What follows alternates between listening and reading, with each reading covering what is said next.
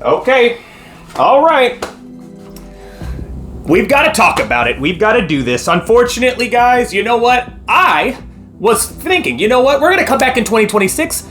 We're going to be on the finale of one of my favorite shows of all time. You know what I mean? On Stranger Things, on Netflix, Stranger Things season finale just happened on New Year's Eve, okay? Now, yes, of course, I didn't do anything except stay at home and watch that damn thing, all right? Because we are in the culmination of 10 years of storytelling. Now, granted, yeah, I went back and watched season 1 through 4 on the lead up to season 5. And let me tell you, this story should not have been prolonged for 10 years. And obviously stuff happened, COVID, you son of a bitch. But anyway, there are things that have happened that have pushed this thing farther back. It definitely should have been told in, I would say, maybe 5 years. You know what I mean? We can get a season every year. That would obviously be ideal. Maybe even a year and a half in between, you know? But we needed them to be a little bit closer because there's a lot of things from season 1 that I've completely forgotten about. That's why I had to go back and watch it. But either way, my point is, it has taken almost 10 years for us to see what is happening in the Upside Down, what's going on with the Mind Flayer, right? Because that just started, the Demidogs, the Demigorgons. What is going on? And that is what I thought we were going to get in the finale. Now, on the lead up to getting to the finale, we've got Volume 1, we got Volume 2. We started understanding a lot of what was going on in the Upside Down, okay? Unfortunately, it did not feel like the finale that we deserved. And again, this is my own opinion. There are going to be other people that have their own take on this finale. I, for one, do not think in any way, shape, or form that the final boss of anything, I'm a huge gamer. If you've watched some of my other videos, you know that. I don't think the final boss in any capacity should take you 10 to 15 minutes to defeat. Okay? That should not be the case. Why are we... Okay, let's just put it this way. In season, 3? I believe, when they fought the actual physical form of the Mind Flayer, it took them at the very least, all of the finale to figure out how they were going to get this thing dealt with, right? All of the entire episode, pretty much, was about fighting this damn physical form of the Mind Flayer. I do believe it did turn into its physical form in that episode. But my point is, they still were actively fighting. They knew that the Mind Flayer had Billy. Thank you. Nobody said anything. But anyway, we knew that the Mind Flayer had Billy, so they knew that this was going to be the case, that something was going down, so they were all fighting the same thing for that entire episode. We get to Vecna's home turf, and we're going to get back to the whole home turf aspect of this. But anyway, we get to his home turf, and then we finally see the final form of the Mind Flayer. And this thing is massive. It's massive, let me tell you. It is skyscraper big. Our heroes, our Hawken heroes, are all looking like ants. Ants compared to this damn thing, okay? So it is massive. And yet, somehow, someway, these ant-like beings are able to defeat this fucking thing in 15 minutes or less? Are we in a drive-thru at McDonald's? Are you on the clock right now, guys? I didn't even know about them. They definitely were on the clock, let's be honest. But the Duffers, are you guys on the clock? Is there something we need to get to? Because I'm here for this. That's what I'm here for, and I'm not lying. I guarantee you there's a lot of people who are here for that finale, for the boss fight, brother. What are we doing? I'm not saying I don't like the prologue, and we'll get to it, but I'm not saying I don't like the prologue. I'm just saying I need more of a fight. I needed more. I needed that to be elongated. You know what I mean? I could have gotten about 20 more minutes of that fight and then 20 less minutes of the prologue. That's about where I would have sat and would have been perfectly fine. But let us get back to just the little issues with, again, how they even were able to kill this dude in about 15 minutes or less. As we start running, right, the Mind Flayer traps our heroes. And then out of nowhere, we see a rock come flying. You already know who it is. You know who it is. It's our girl Elle, right? Come on now. You know who it is. Ain't nobody throw a rock that big, especially not here. So anyway, Elle's coming in. She's saving them. All right, cool. We're good to go. But now, we're coming up with a plan. Okay, we need to distract the Mind Flayer for Elle, right? Nancy's like, hey, I'll be that one.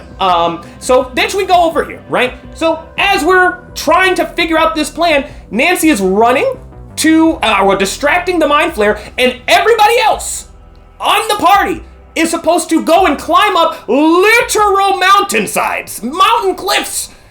I'm telling you what, I mean, it was almost as big as the Mind Flayer. That's how big these ones were, these cliff sides. They got to do this in about 45 seconds, and they did! They did do it in about 45 seconds. Now, I don't know if there's time dilation in the homeworld, in the abyss, that's what they're calling it. I don't know if there is time dilation or anything like that going on up there, right? Okay, I'm not a scientist. However, what I can tell you is that if there is time dilation, at least everybody who is in this battle is moving around the same speed, right? The Mind Flayer's not moving slower than they are, so everything is happening as we're seeing it, and it don't seem like there's enough time for regular guys to be able to climb up a cliff that big. But yet they did, and then they start throwing shit at that goddamn Mind Flayer. You know what I'm saying? They start hitting it with the flamethrower. We've got Steve and Dustin down there. They're jabbing at the bottom of this thing, right? So they're all working together. And then they finally get it down. I'm telling you, 15 minutes or less. That should be a slogan. We can take care of beasts in 15 minutes or less. Although, you're not gonna like it. Yeah, but anyway, so we get this thing. Now, I will say, when Vecna's killing, them taking him out, that was fantastic. I did like that part. And again, I'm not saying that we needed to change anything. I'm just saying let's elongate it. Let's actually make sense of how they even got up here. They didn't even show them climbing up that thing, all right? But I want to touch back on what I said earlier about them being on their home world. And another huge part that I have with this is, where in the fuck are the Demigorgons? Where are the Demidogs? Where are the fucking bats? What is going on? I don't understand. And you could say like, well, look, we didn't see them this season, so maybe they're... No, we literally just saw Karen kill a whole bunch of them in a badass way. And again, it's just the whole entire lead up to this season, or run up to this finale from season 5, just didn't feel like this was going to be the final episode. And that's kind of why it hurts, after 10 years, after I got friends over to watch this finale with us. You know what I mean? And it's like, ooh, this is a little lackluster. I was after almost 10 years, I keep saying 10, but after almost 10 years, this is what we get. Where are these different things? Again, the Demigorgon, where are they at? You're sitting here and telling me that they're sitting around with the thumbs out their butts? Come on now. And then, what irritates me more is the explanation from the Duffer Brothers, all right? So I'll probably put it somewhere on the screen here. But they specifically said in an interview that, they're there, but they're just not, in that area, because Vecna didn't even fathom that they would be able to, that anybody would try to attack him on his home turf. There's just no way. So he was like, Demigorgons, Demidogs, you guys can just go do whatever you gotta do, all right? We're gonna get down here, we're gonna get the Mind Flayer up and running, and then we're gonna get you going. But I'll give you the call, all right? But until then, you can go to the bar, do whatever you gotta do, all right? Go see your family. Yeah, I just don't understand why you're not gonna save a little bit? You're not gonna have even one? And then let's also just think about this. Y'all aren't a part of the hive mind? What are we doing? You can't feel the fucking Mind Flayer dying? You can't feel Vecna? Well, okay, Mind Flayer's controlling everything, so we'll just stick with that. You can't feel the Mind Flayer dying. You don't immediately start running towards that thing to start fucking up some shit. Come on, guys. Come on. It just felt like they were trying to go... I don't know what the Duffers' thought process was or anything. This finale didn't feel like the finale 4 or 5 seasons of this show. Even the 5th season, everything in season 5 didn't seem like we were going to lead up to this. You know what I mean? And then let me talk about the most upsetting part. My most upsetting part is Elle sacrificing herself. That's unearned. It's completely unearned. There's just no if, and, or buts. When you're telling me, and again, let me preface, my wife and I, we love Kali. We loved that episode in season 2. I thought it was really cool to have Elle go and see somebody else who was in the same situation as her, who is older than she is, who has seen these things and got out and is now living on her own and doing whatever, criminal things, but whatever. She's living on her own. Obviously still a bad influence, but I did think that was a really cool just kind of look inside of like what Elle is doing on the outside, you know what I mean? While she is away from everybody that she used to know. I thought that was intriguing. I think we should have had a little bit longer with that in season 2, but again, 1 episode, fine. I did not think we were going to see her again, but we did. Okay, cool. I'm not on the fence of hating this character. I never hated Kali.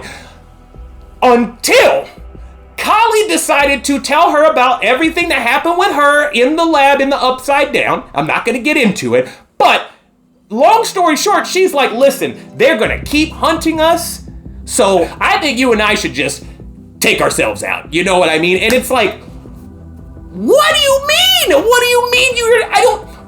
That makes no sense. I understand, Kali, if you're at that point, right? I get it. You've seen some things and some stuff, and you wouldn't recommend it. But again, what is to say that why does Elle have to follow your footsteps? Because you saw the bad things. You saw all of your team get captured, taken out, right? You got held as captive. You saw all of these things. And I'm not saying that what she's saying isn't, somewhat true, that they're not going to stop. But when there was no Upside Down, when Elle was out, they were looking for her, but they didn't find her. And the government came back in once the Upside Down crept it back into Hawkins, when they realized that there was still more that they could do with this. That's the whole reason that they came back after Brenner was supposedly killed, right? So I don't think it's warranted. I don't think it's earned when she does that, because this thing was just brought up and brought in onto the table 2 episodes ago. We've not talked about this at all. We've not said anything about this at all. And let me preface this too. When I say it was 2 episodes ago, it wasn't like they were beating this over the head. It was like they said it in that one. You can see that she's still thinking about it. And then they say it one more time in the following episode before we get to the finale. It's just not earned. And I say it's not earned in the same breath as saying Will coming out as gay and all of that entire sequence. I would say it didn't get my only gripe with that is that they made it seem like it was super intense. Like he was about to be like, oh my God, I think the Mind Flayer, it's always had me. I'm not even Will anymore. I've never been Will since I got back. And you can see Joyce and she's like, and it's like, brother, he is just about to tell you that he likes boys. That is all he's about to do. It's not as intense as everybody else is seemingly making it. Because again, they don't know. But again, I just didn't like how it was shot in that sense. Like he was about to drop the bombshell. It's like, brother, I'm sure half of these people knew that he was gay. Like, let's be honest, not the boys, but I'm sure Joyce knew. We know Jonathan knew. So it's kind of like, we didn't need to be that intense, but every point, or everything that happened from him talking about everything that they do the same, and then to him actually saying it, all of that is perfect, fantastic. Put a bow on it and send it to Christmas. You know what I'm saying? And Christmas just passed. It's very earned. It's been earned over the course of this entire elongated series. And that's why it works so well, and that's why the Elle shit doesn't. Elle was not teetering on, maybe I should just not be here. Maybe it would be easier for everybody if I wasn't here, or my life would be easier if I wasn't here. She didn't start thinking about that until Kali said it 2 episodes prior to her actually doing it.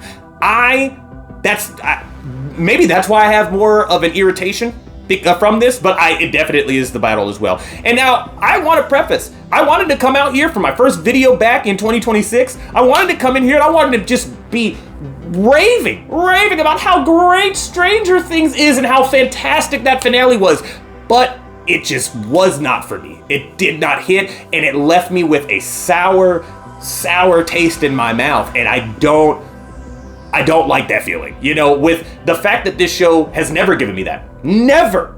In the entirety of this show has never left me feeling the way that the last episode felt. It's crazy. And I just don't understand. It just feels like a different show that they ended. It doesn't feel like the show that we were building up to an end. It feels like just a different thing altogether. And again, I'm being facetious. Don't get me wrong. Like, I know I'm reading into this shit way too much and I'm being over dramatic in some cases. But the cases that I'm not, a 15-minute boss battle with the final form of the Mind Flayer, that should not have taken these guys 15 minutes. I'm sorry. I understand that they have progressed and they've gotten more hardy, you know what I mean? They understand how to tackle and how to deal with these different monsters. But you've never seen that one before, brother. You know what I mean? It's just a little upset. All I will say is that I'm going to leave it on a good note, because again, I didn't want this video to be all doom and gloom. But again, these are my opinions, and that's what you're here for. Potentially, I don't know. But if you are here and you watch to the end, you're here because of these opinions. And that it is very much just my opinion. At least right now, I know, like I said, it doesn't matter. My point is, I will say, and I will leave it on this, the prologue was good. It's not that I didn't like the prologue.